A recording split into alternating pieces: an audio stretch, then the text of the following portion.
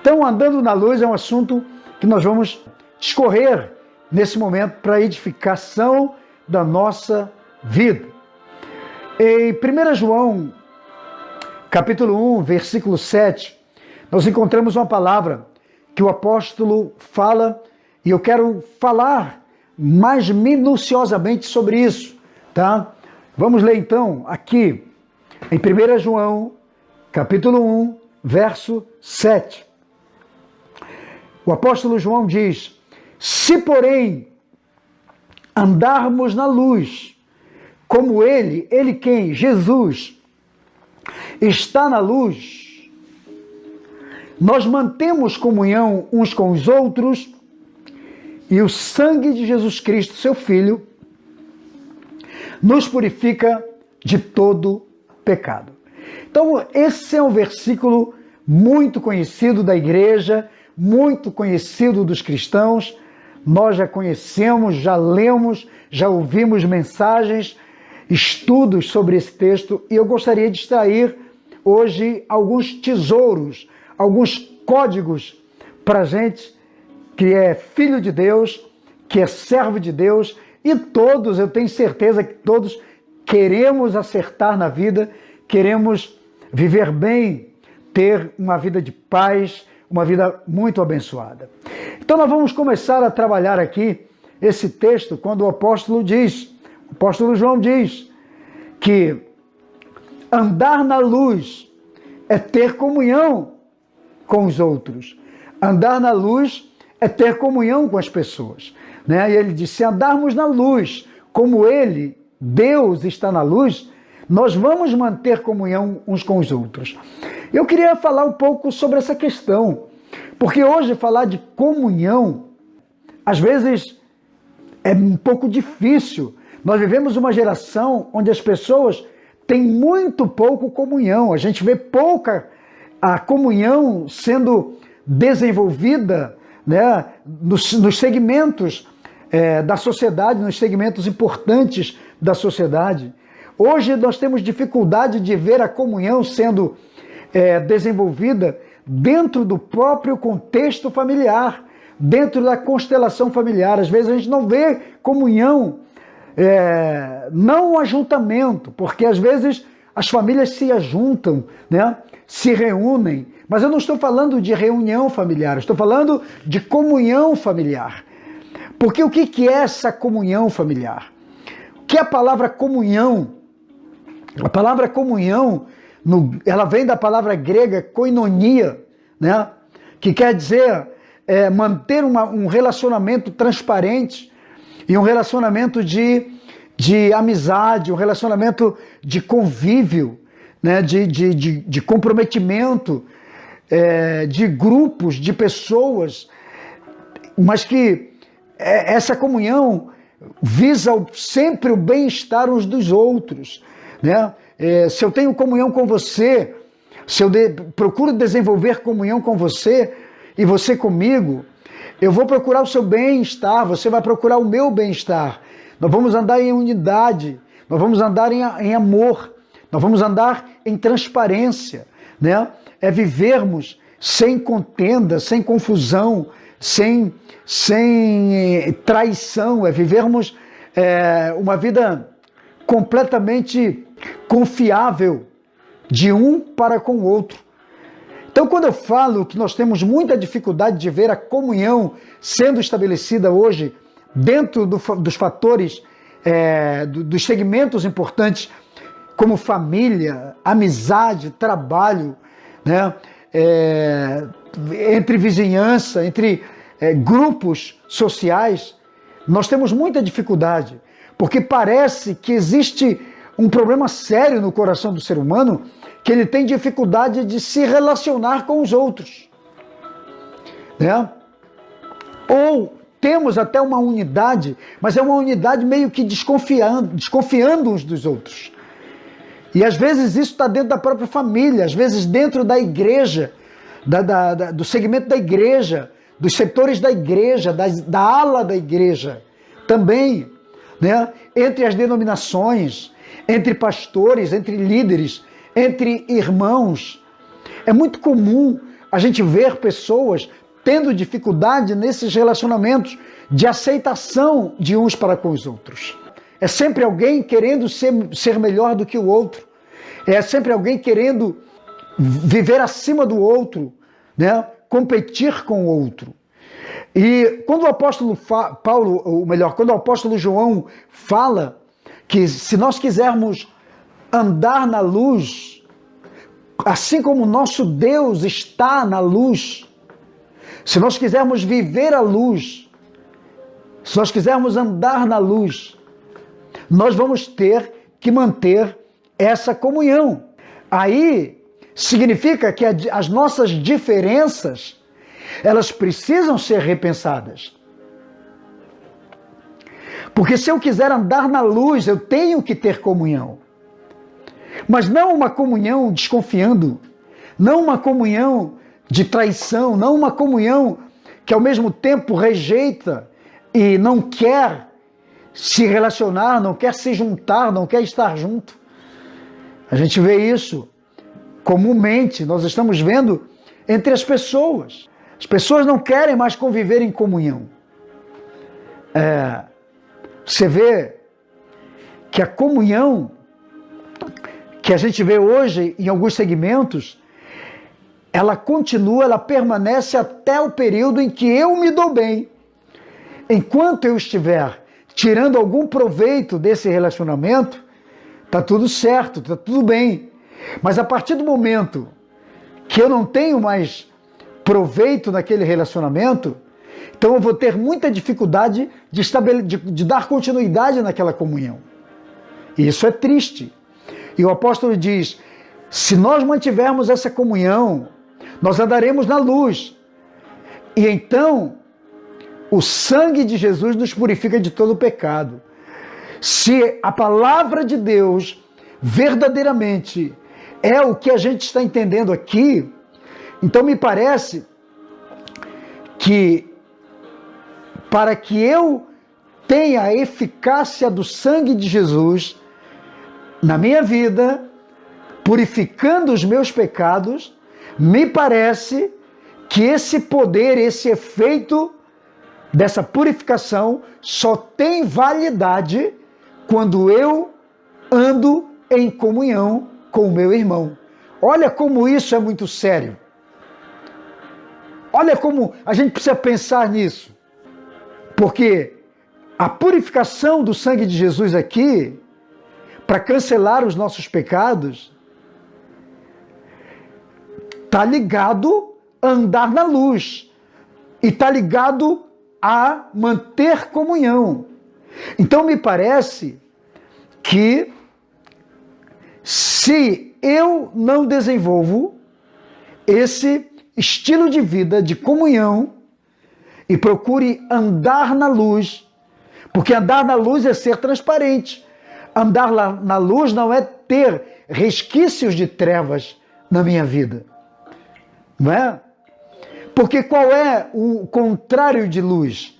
É trevas. Então, para que eu ande na luz, para que eu tenha luz na minha vida, e para que eu elimine as trevas, para que as trevas não tenham poder, eu preciso fazer alguma coisa. E diz aqui que o ponto principal é que eu tenha comunhão com as pessoas, que eu tenha comunhão com os seres humanos, com os irmãos, com minha família, que eu tenha comunhão com os meus, que eu tenha comunhão com o meu contexto de convívio social, né? A pior coisa é a pessoa estar dentro de um contexto social e não ter relacionamento com as pessoas, não ter amizade, não conversar, não se relacionar com as pessoas. E isso não combina com ser cristão, com ser homem de Deus ou mulher de Deus. E a outra condição aqui, para que andemos na luz, é que o sangue de Jesus nos purificará de todo pecado. Então, se isso aqui é verdade, se a palavra de Deus realmente é isso, então me parece que para o efeito do sangue de Jesus purificar os meus pecados, para que tenha esse efeito, eu preciso andar na luz e ter comunhão com as pessoas. Então fica aí a dica, né? Que é importante a gente entender. Eu sei que muita gente às vezes não quer essa palavra. Eu sempre digo aqui, gente, nós estamos acostumados e queremos aquela palavra que nos motive, que diga que Deus vai nos abençoar, que diga que Deus vai fazer milagres, que Deus vai abrir portas, que Deus vai fazer isso, fazer aquilo, que Deus vai me prosperar, que Deus vai fazer milagres na minha vida. Mas essas coisas, para acontecer na minha vida, para que isso se torne uma realidade, para que venha fluir, tem algumas coisas que precisam acontecer comigo, que a palavra de Deus me ensina, me orienta a viver. E uma delas é isso aqui, andar na luz. Por que a palavra está nos chamando para andar na luz? Porque olha o que diz Efésios 5:8. Olha o que diz Efésios 5:8.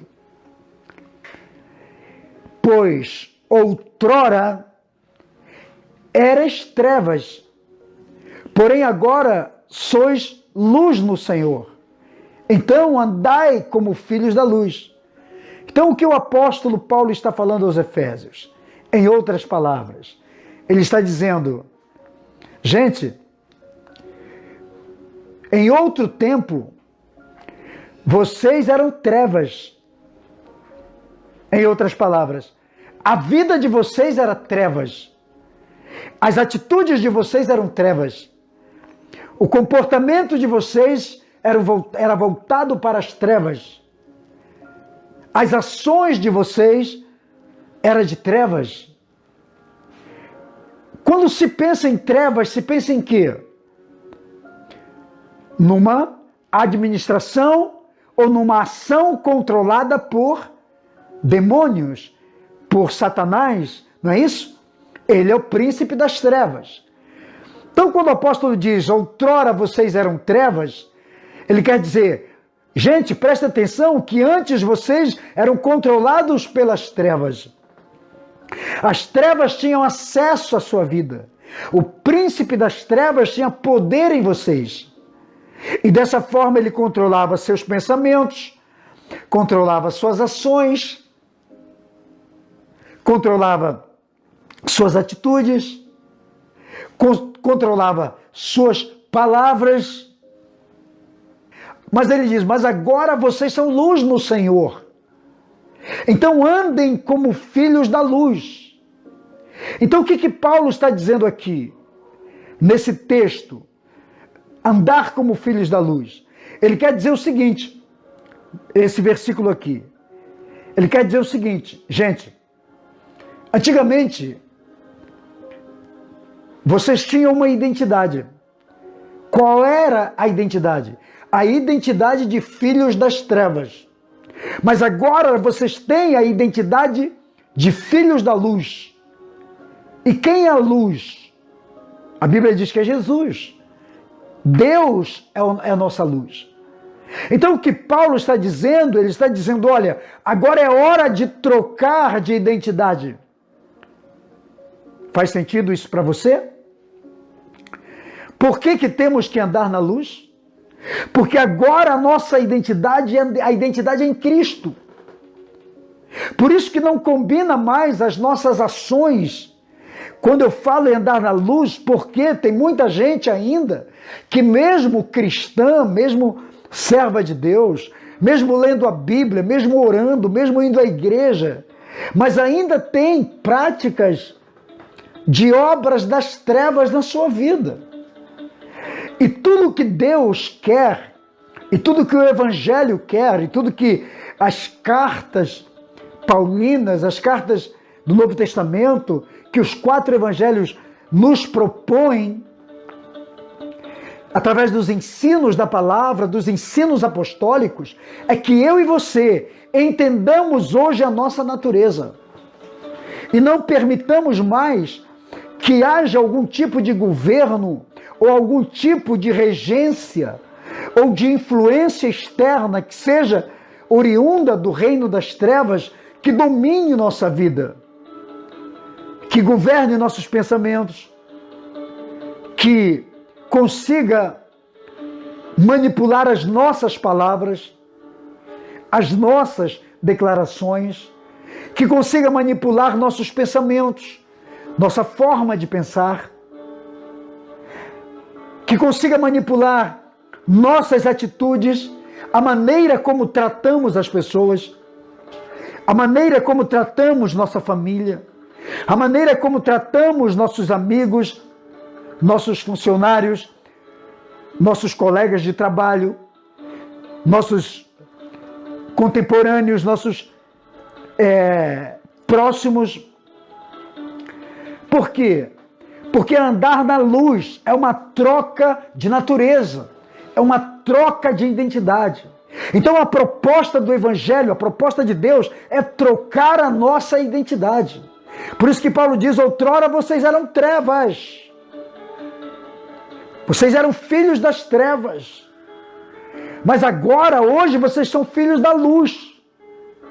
Vocês são luz no Senhor. Então brilhem.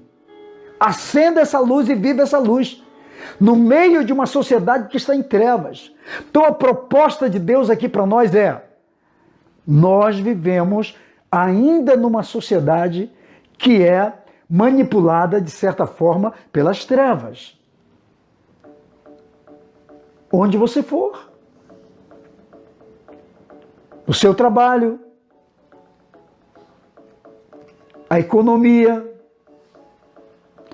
o governo, muitos governantes,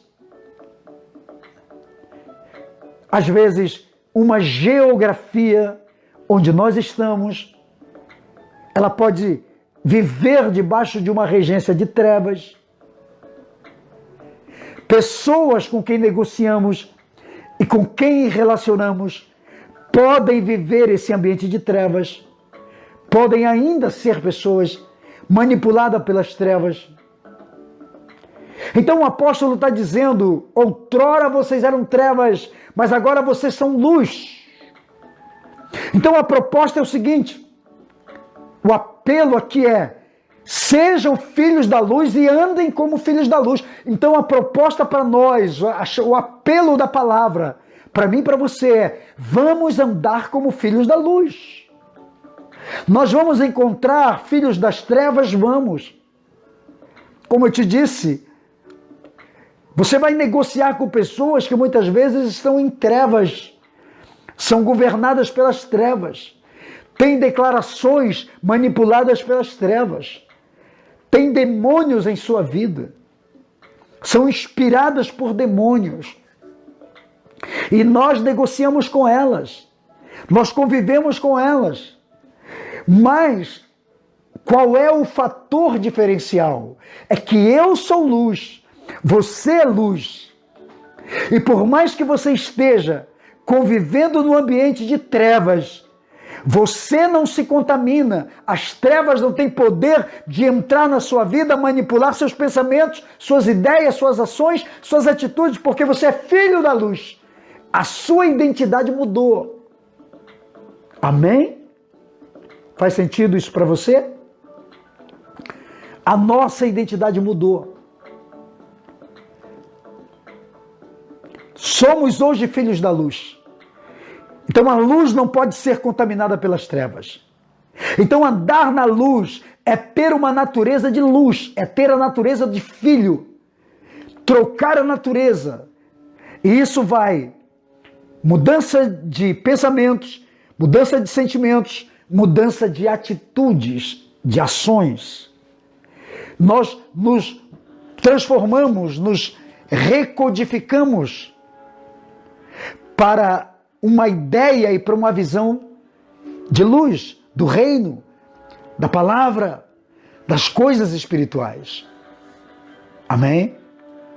Então, quando você faz parte da natureza da luz, quando você é da luz, quando você é de Deus, quando você anda na luz, quando a sua vida é transparente, quando não existe resquícios de trevas em você, do seu coração, nas suas emoções, na sua vida espiritual, no seu ministério, quando não há vestígios de trevas em você, você anda na luz, posso dizer para você que a sua vida se torna algo extraordinário. Porque quer queira ou não, todos nós trouxemos da nossa antiga vida algum resquício do inferno, algum resquício das trevas. Trouxemos na nossa natureza. Mas agora chega em Cristo, chega em Deus, nós temos que nos deparar com a luz. Então a luz entra dentro de nós e denuncia o que há de trevas em nossas vidas. É por isso que todos nós precisamos passar por esse processo. Só que muita gente não gosta muito disso. Quando fala nessas coisas, eles não querem passar pelo processo. Mas deixa eu te dizer, é necessário, porque agora a natureza que está em nós é a natureza de filho da luz, filho de Deus, filho do Altíssimo, filho do Eterno, filho do Deus vivo. Amém? A outra coisa que nós aprendemos com o apóstolo Paulo aqui no capítulo 5, no verso 9, olha o que Paulo fala aos Efésios 5, 9. Paulo diz: porque o fruto da luz consiste em toda bondade, justiça e verdade. Quando nós entendemos que somos filhos da luz, andamos na luz, nós desenvolvemos o fruto da luz. Aí você pode dizer, mas a luz tem fruto, apóstolo? Claro! O que o apóstolo Paulo está dizendo aqui? Olha o que o apóstolo Paulo está dizendo, gente. O fruto da luz. Então a luz tem o fruto. E qual é o fruto da luz? Aqui ele diz, o fruto da luz consiste em bondade, justiça e verdade. Então, a luz tem frutos. Quer saber se uma pessoa é filho da luz? Anda na luz? É filho de Deus? Anda com Deus? Tem a identidade de Deus na sua vida? Tem a identidade do Pai? Tem a identidade do Filho? Tem a identidade do Espírito na sua vida? Quer saber? Olha o fruto da luz. Fruto da luz, Efésios 5:9. Porque o fruto da luz é bondade, justiça e verdade. É impossível uma pessoa ser da luz, andar na luz e não praticar a bondade.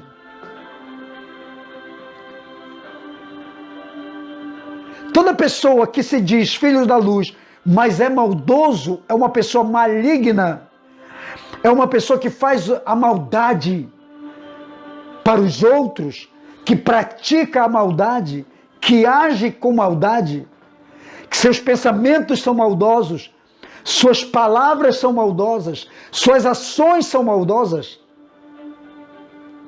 Então essa pessoa não está produzindo o fruto da luz. Faz sentido para você? O fruto da luz consiste em ser bom, em ser uma pessoa boa, em ter bondade no seu coração, é ter atitudes, ações de bondade.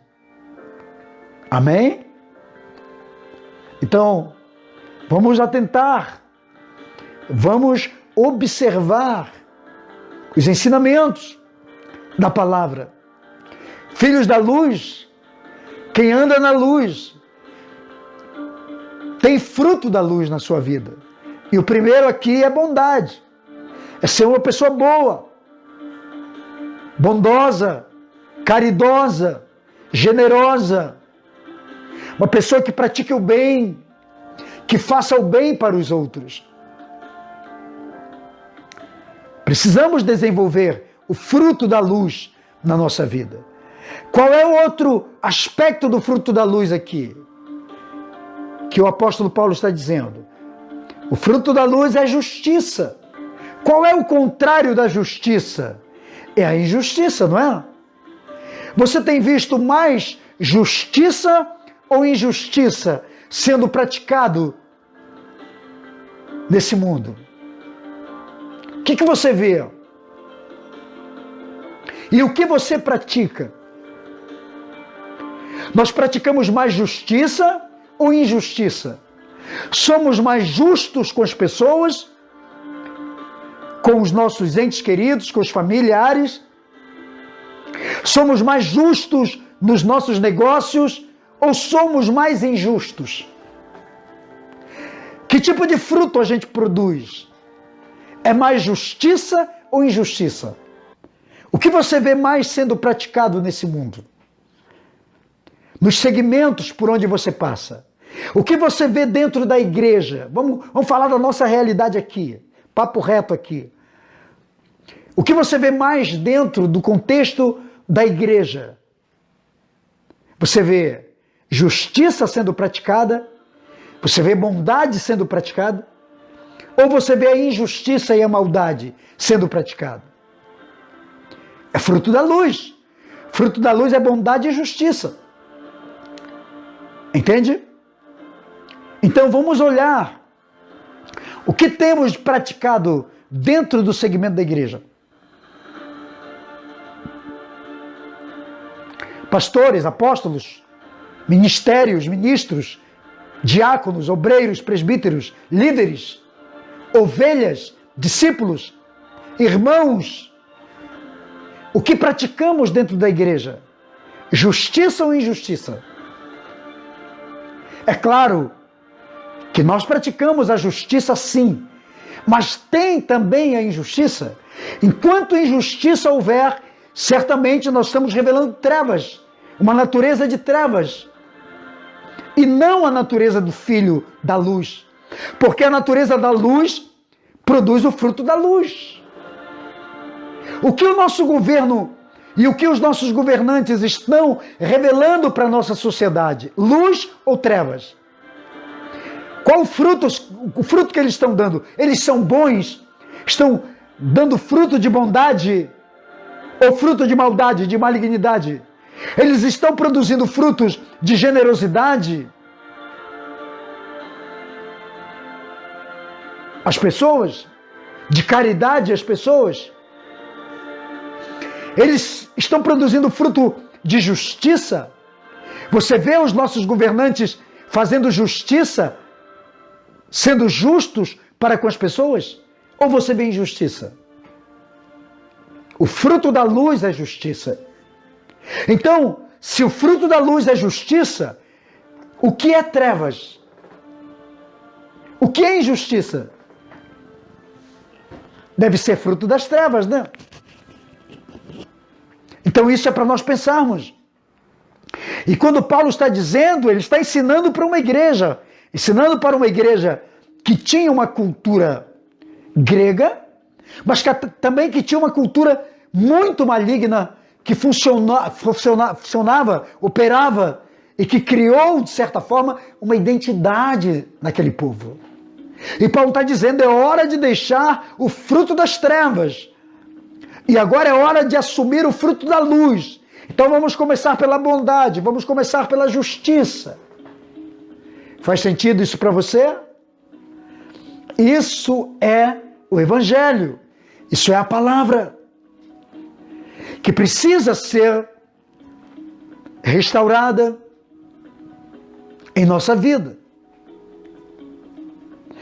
O outro fruto da luz aqui que nós vemos, segundo a palavra, e o meu compromisso aqui nessas lives com vocês é justamente trazer a palavra de Deus. Ela é a nossa única regra de fé e de princípios morais, éticos, espirituais, familiares, financeiros. emocionais, mentais. E é a palavra que nos muda e nos molda. É a palavra de Deus que nos constrói, que nos modela pela ótica de Deus e nos modela com a visão do reino de Deus. Qual é o outro fruto que a luz revela? Ele fala aqui, verdade. Então o fruto da luz é bondade, justiça e verdade. Você vê a verdade sendo praticada? Você vê a verdade acontecendo? Você vê a verdade imperando no nosso contexto geracional? Ou você vê o contrário da verdade, que é mentira? Existe verdade em mim, existe verdade em você, existe verdade na igreja, existe verdade nos segmentos da sociedade, existe verdade dentro da constelação familiar? Ou existe mentira? Porque quando nós mentimos para nós mesmos ou mentimos para os outros, nós não estamos revelando o fruto da luz. Se alguém mente para outros, o que ele está revelando? Se a mentira, se a verdade é fruto da luz, logo a mentira é fruto de quê? É fruto das trevas, não é isso? Então, qual é o nosso dever? Qual é a nossa função como filhos da luz? Revelar o fruto da luz. Então eu sou pela verdade, eu vivo pela verdade, eu sou verdadeiro. Eu prego a verdade, eu defendo a verdade, eu falo a verdade, eu vivo pela verdade. Conhecereis a verdade e ela vos libertará. Foi isso que o Senhor Jesus falou? É? Então qual é o nosso dever? Revelarmos o fruto da verdade, que é fruto da luz. Sabe o que eu vejo hoje? E você também, se há de convir comigo, nós vemos a mentira sendo estabelecida em vários segmentos. Na vida da sociedade, no dia a dia, a mentira virou algo essencial. É o que vemos. Nós vemos o funcionário que mente para o seu patrão porque chegou atrasado. Nós vemos o marido que mente para a esposa que mente para o marido, os pais que mentem para os filhos que mentem para os pais. Às vezes, pastores que mentem para as ovelhas que mentem para os seus pastores, mentores que às vezes mentem para seus discípulos mentorados, e discípulos que muitas vezes mentem para os seus discipuladores, para os seus mentores. Nós vivemos um contexto onde a mentira parece que virou algo essencial. Então é hora de revelar o fruto da luz. E o fruto da luz é verdade. Não existe nada mais poderoso do que contar a verdade. Mas as pessoas dissimulam. Elas vivem dissimulando. Andar na luz é revelar bondade por onde vai, por onde anda, por onde passa. É ser justo para onde vai, por onde vai e onde estiver. Ser justo nas suas ações, nos seus julgamentos, nas suas ideias, nos seus afazeres. E ser verdadeiro. Verdadeiro para consigo mesmo, para com os outros, para com Deus, para com o mundo. Amém? Isso é questão de Deus para nós. Então vamos pegar a palavra, vamos aplicá-la ao nosso dia a dia, ao nosso viver diário. O outro ponto aqui que está em 2 Coríntios, capítulo 4. Olha o que Paulo fala, capítulo 4, verso 4. Ele diz, nos quais o Deus deste século cegou o entendimento dos incrédulos para que lhes não resplandeça a luz do evangelho da glória de Cristo, o qual é a imagem de Deus. O que Paulo está revelando aqui? Pessoas com entendimento cego, ou cegas no entendimento. Então o nosso entendimento, a nossa cognição, a nossa capacidade de entender pode ser esclarecida, liberta, ou pode ser num sistema fechado, de cegueira. E a Bíblia diz que o Deus deste século, quem é o Deus deste século? Senão Satanás. Ele trabalha com as trevas para cegar o entendimento das pessoas, para que as pessoas não consigam entender. Ele bloqueia o entendimento das pessoas, para que as pessoas não entendam, para que as pessoas não compreendam. Faz sentido para você? Olha como as trevas jogam. Olha como o príncipe das trevas joga com o ser humano. Ele tenta bloquear o entendimento. Ele tenta fazer com que as pessoas não compreendam, sejam cegas no seu entendimento, não consigam perceber, não consigam ver claramente. Então, andar na luz é ter uma visão clara, é não permitir que o Deus deste século nos cegue o entendimento. E diz aqui que ele cega o entendimento para que não resplandeça o Evangelho, para que a pessoa não enxergue o Evangelho, para que a pessoa não consiga entender, não consiga descortinar a revelação do Evangelho para nós, que é a glória de Cristo, porque Cristo é a imagem de Deus. Então, às vezes, uma pessoa não consegue entender o poder do Evangelho, não consegue viver claramente o Evangelho. Aí você pergunta à pessoa, por que você não entende? E até ela mesma diz, eu não consigo entender determinadas coisas. Eu não consigo. Talvez você esteja com o seu entendimento cego, esteja bloqueado, esteja impedido por causa da cegueira espiritual, por causa das trevas. As trevas têm poder de bloquear o nosso entendimento. E o que eu faço então para não viver esta realidade? É simples. O que eu faço? Eu entendo que sou filho da luz. E o filho da luz tem revelação, tem entendimento. Então eu vou para os pés de Deus. Eu vou buscar em Deus libertação da mente. Eu vou buscar em Deus esta revelação para que eu não seja escravo, para que eu não me torne um filho das trevas. Porque diz aqui que é o Deus desse século que cega o entendimento das pessoas. Amém?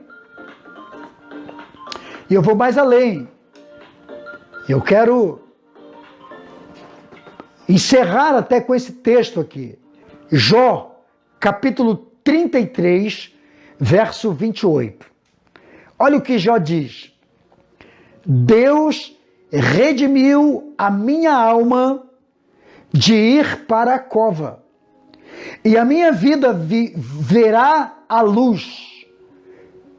Deus redimiu a minha alma de ir para a cova, e a minha alma verá a luz. Então o que o Jó está revelando aqui? Ele está dizendo que um ser humano pode ter a alma encarcerada pelas trevas. E Jó diz, Deus redimiu a minha alma para não ir para a luz, para as trevas, para não ir para a cova. cova aqui é uma simbologia das trevas. Por isso que ele diz, a minha alma verá luz. Ele revela algo muito, muito, muito, muito importante. O que é? Que uma pessoa que está com a sua alma em trevas, que está com a sua alma encarcerada pelas trevas, dominada pelas trevas, pode ir para a sepultura. Pode ser física, pode ser existencial, pode ser emocional, pode ser espiritual. Mas uma pessoa atacada pelas trevas na sua alma, tendo seus sentimentos, tendo as suas emoções, regida pelas trevas, atacada pelas trevas, dominada pelas trevas, essa pessoa pode ser vítima total das trevas. Por isso que ele diz aqui, Deus redimiu. O que é redimir? Redimir é resgatar, é entrar com providência e tirar antes que aquela situação seja mais agravante. Então, o Jó está dizendo assim, Deus redimiu a minha alma de ir. Veja, é como de ir para a cova. É como se ele falasse assim, Deus me impediu, chegou rápido, chegou imediatamente, entrou com providência. Antes que eu fosse para a cova, antes que as trevas me tomassem totalmente, Deus chegou, me redimiu, me resgatou, me livrou, me libertou, me salvou daquela situação. E a minha alma viu luz. Eu comecei a enxergar luz, eu comecei a perceber luz, eu comecei a me envolver com a luz e fui salvo. Fui salvo daquele ambiente de trevas emocionais ou das trevas que haviam dominado as minhas emoções. Por que eu estou dizendo isso? Porque Jó estava sendo muito bombardeado nas suas emoções, no seu corpo, na sua vida espiritual, foi bombardeado na sua vida financeira, na sua família, perdeu seus filhos, a esposa o abandona. Jó estava sendo atacado, estava debaixo de uma regência diabólica, maligna. O próprio Satanás estava orquestrando aquele ataque na vida de Jó. Então a alma de Jó estava dominada pelas trevas, por isso que ele identifica, ele diz, as trevas me dominaram minha alma, mas Deus entrou como um salvador, me resgatou, me redimiu, me tirou das garras, das mãos, do domínio daquele sequestrador que havia sequestrado minha alma. E Jó diz, eu vi a luz veio e me salvou. Então deixa eu dizer uma coisa para você, muitas pessoas estão assim, elas estão com suas almas, com suas emoções, seu sistema emocional completamente tomado pelas trevas, porque houveram perdas, porque houveram ataques, porque houveram problemas de relacionamentos com outras pessoas. Isso foi acumulando na sua vida, na sua alma, no seu sistema emocional, e as trevas foram dominando. Então as pessoas entram em desespero, e nós temos que fazer como Jó, deixar que a luz venha, nos salve, amém? Nos liberte, nos tire desse ambiente. Eu vejo pessoas vivendo isso, mas você não tem que viver isso, você tem que entender que Deus está contigo, que Deus está junto com você, que Deus trabalhou sua vida, que Deus te resgatou, que Deus é o teu remidor, é o teu redentor, é aquele que vem e diz, eu não vou permitir que as trevas dominem a sua vida, eu te tiro desse ambiente, eu te resgato desse ambiente, eu te trago para a luz. Então receba a palavra em seu coração e seja muito abençoado, em nome de Jesus.